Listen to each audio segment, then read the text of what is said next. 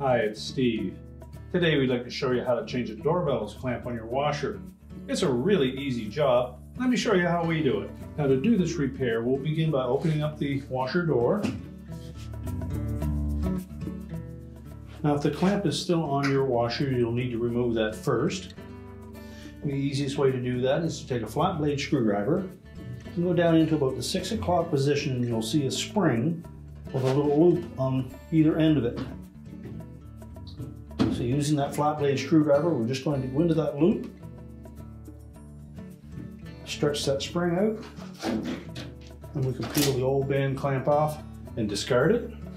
Now when installing the new clamp, you may wish to just moisten the V-groove in that bellows, either with a little bit of soapy water or just water itself.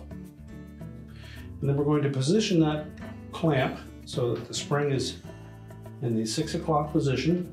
We want to make sure that that wire is sitting firmly down into that V-groove.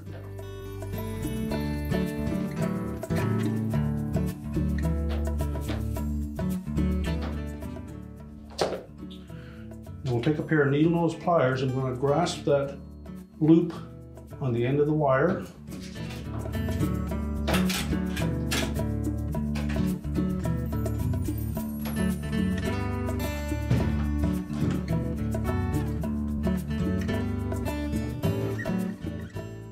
And then stretch that spring enough that we can pull that wire down into the rest of the bellows.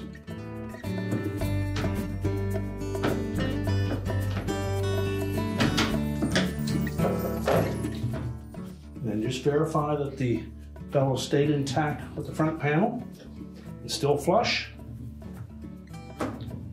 Make sure the spring is tucked firmly into that groove. We can close the door up.